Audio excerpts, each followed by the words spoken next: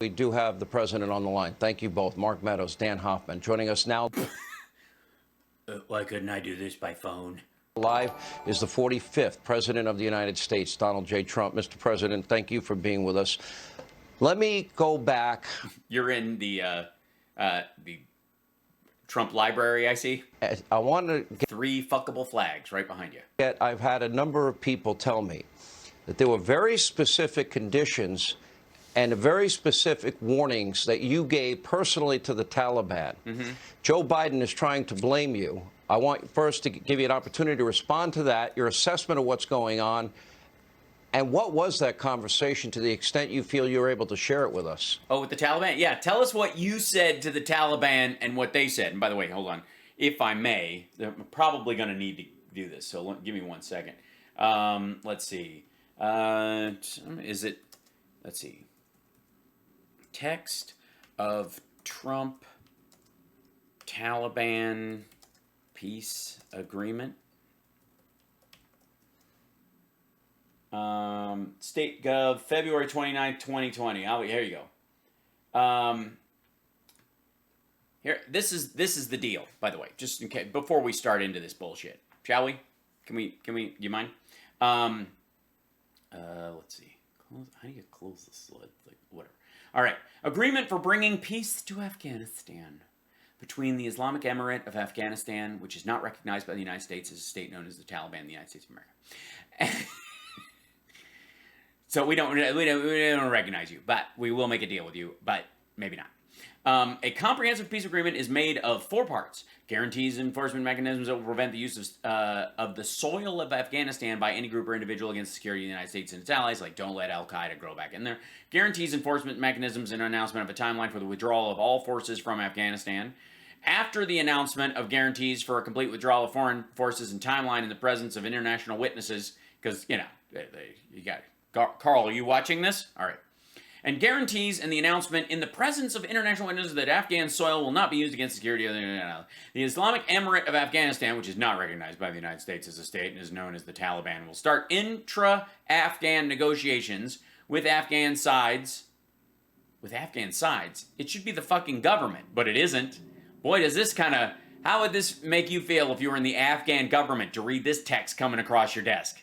Sides. The other tribes. Kind of like the government and then other, I don't know, Pakistani warlords that drift into the area. With Afghan sides on March 2020, which corresponds to Rajab 15, 1441 on the Hijri lunar calendar and Hoot 20, 1398 on the Hijri solar calendar, because, you don't have the app. A permanent and comprehensive ceasefire will be an item on the agenda of the intra-Afghan dialogue and negotiations. Of course. Part 1. The United States is committed to withdraw from Afghanistan military forces of the United States allies, coalition partners, including all non-diplomatic civilian personnel. That means that's our embassies, folks. All of it gone. Private security contractors, trainers, advisors, and supporting personnel within 14 months following announcement of this agreement, and will take the following measures in this regard. We will reduce the number of U.S. forces in Afghanistan to 8,600 and proportionally bring the number of its allies down over that. The United States, its allies, coalition will withdraw all their forces from 5 military bases. Like Bagram, for example. By the way, how many months ago is February of last year?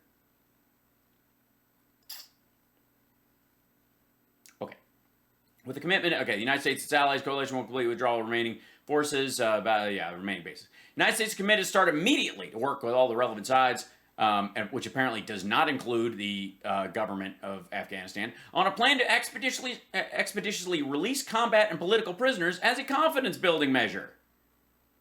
What do you know? We'll tell you what, we're going to release a shit ton of rape gang leaders and murderers and guys who built IEDs against our own troops and the leader you want to run the Taliban when you take over the country. Hi, Baghdad. Up to 5,000 prisoners of the Islamic Emirate of Afghanistan, which is not recognized by the United States as a state, and Taliban and whatnot. And up to 1,000 prisoners of the other side will be released by March 10th. The other side? What do you mean? We have 1,000 prisoners of captured Afghan government it's weird. The first day of intra-Afghan negotiations will correspond. Okay, then the start of intra-Afghan negotiations, United States will initiate an administrative review of current U.S. sanctions and the rewards list against members of the Islamic Emirate of Afghanistan, which is not recognized by the United States as a state and is known as the Taliban. Okay. All right. They're going to talk about Part 2. In conjunction with the announcement of this agreement, the Islamic Emirate of Afghanistan, which is not recognized by the United States as a state, is known as the Taliban, will take the following steps to prevent any group or individual, including Al-Qaeda, from using the soil of Afghanistan to threaten the security of the United States and its allies. The Islamic Emirate, which is not recognized as a state and is now known as the Taliban, will not allow any of its members or other individual group, including Al-Qaeda, to use the soil of Afghanistan to threaten the security of the United States. So they have to be kind of jumping in the middle of the air when they give orders. So as long as they're not standing on the ground, they're fine. I don't think that includes poppies or anything. The Islamic Emirate of Afghanistan, which is not recognized by the state and is known as Taliban, will not provide visas, passports, travel permits, or other legal documents to those who pose a threat to the security. Well, it doesn't matter. We're not going to honor any of them anyways. The United States will request the recognition and endorsement of the United Nations Security Council for this agreement. The United Nations and Islamic Emirate of Afghanistan is not recognized by the United States will seek economic cooperation for reconstruction with the new post-settlement Afghanic Islamic government as determined by the Oh, so this is a foregone conclusion. That's nice. No wonder Ghani split and said fuck off. This is how it ends. The United States will seek economic cooperation for reconstruction with the new post-settlement Afghan Islamic government as determined by the intra-Afghan dialogue and negotiation will not intervene in its internal affairs. So if you want to, however the negotiations go, if you go in there and you guys play a game of Uno and winner gets territory, or if you just start lopping off heads, we're not really going to give a shit. Signed in Doha, Qatar on February 29, 2020.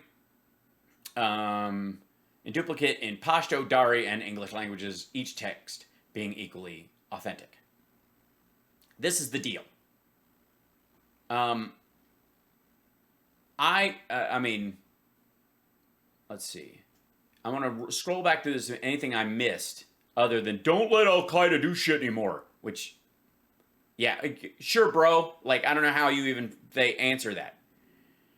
The Islamic Emirate of Afghanistan, which is not will prevent any group or individual in Afghanistan from threatening the security of the United States and its allies. So the death to America stuff, it's kind of a deal breaker. The other day when they were yelling about that, when they yelled death to America. I guess that's it. That would fall under they're breaking the agreement. I'm shocked. Is known as the Taliban, is committed to deal with those seeking asylum or residence in Afghanistan according to international migration law and commitments of this agreement, so that such persons do not pose a threat to the security of the United States and its allies. Yeah, so just let Al-Qaeda, don't let Al-Qaeda do anything on your soil, but let them all come in there and they can just stay there as long as they never try to leave. So fucking weird. And nothing's enforceable. Because it certainly isn't. I knew every detail of this deal. Well, it's good to be with you, Sean, but it's a terrible time for our country. I don't think in Why? Because we're not staying? all of the years our country has ever been so humiliated. I don't know, would you call it a military defeat or a psychological defeat? I don't know. I don't feel defeated. And on a military level, what we were there to do was limit Al-Qaeda's ability to grow. They had 500 people in the country right now.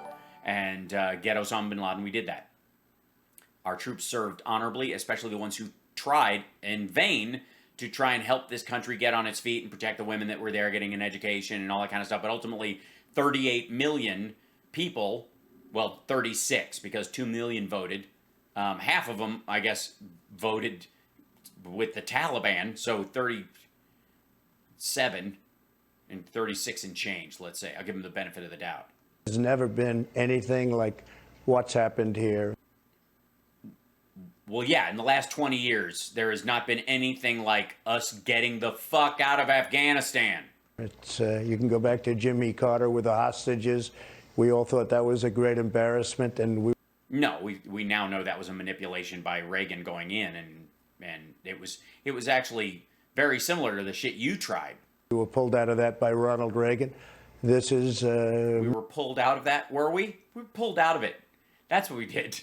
We just traded, guns and drugs and money to shuffle around to just hang on to them a little while, and then I'll get them out. many, many times worse. Just keep them in there so I can embarrass Carter for the last couple weeks of the campaign, and then I'll do a magic trick. And you're dealing with thousands and thousands of Americans and others that are stranded and very dangerously, really stranded. They're stranded and very dangerously stranded. There's a lot of stranding going on. I mean, it's like everyone's living castaway on a rooftop. And what Biden's solution is? Passing out volleyballs with bloody handprints on them? Who thinks up this shit? Thanks, Jake. Because the COVID-19 pandemic hasn't been a humiliating time for our country. Yeah, this asshole sat by his 500,000+ people died. Afghanistan. So it's something that you can't even believe that a thing like this could. I looked at that. Why would you not believe this could happen? Again, we now know the intelligence from the generals was a bunch of puffery, was smoke and mirrors, because the guys on the ground were going, this is fucked. We need to get out of here. Big Oh my gosh. Sorry to hear that, Amy. monster cargo plane yesterday with people grabbing the side and trying to get flown out of Afghanistan because of their fear, their incredible fear, and they're blowing off the plane from 2,000 feet up in the air. They're blowing off. They're blowing. I see. I thought they were just up in the air going, you know what, fuck you. It's nobody's ever seen anything like that. That blows the hell. Well, no, I mean, arguably the thing that got us into that has some similarities, as in people falling off of the Twin Towers on 9/11. There's been a lot of comparisons between the two, and curiously enough, both caused by destabilized Afghanistan. Helicopters in Vietnam away. That's not even a contest. This has been the most humiliating period of time I've ever seen. Yeah, we had a... No, that's because you actually think staying in your entire presidency wasn't humiliating. Great deal. We worked on it very hard. Mike Pompeo, a brilliant guy, and many others worked on it endlessly. Did they work on it endlessly? Because it seems like it ended about page 4. And I gotta say, the whole document looks a little phoned in, kiddo. I mean, it looks like some perfunctory fuck it language in here. This is some. I mean, the deep state would be very disappointed just in the lack of doublespeak. Even it's just dumb on its face. Meetings with the Taliban. Of course, you have to meet with the Taliban. Of course, you got to meet with the Taliban, and you do it in secret, and you give them a document that you're not going to take any steps on, and you try to get your forces out by the election because you think that's one of the things that will help salvage your flailing campaign. And then you got to make them promises at the expense of the Afghan government. They're the ones that you're negotiating with. Are they? Because one would think you were negotiating with the Afghan government if you spent nearly $1 trillion arming and training them.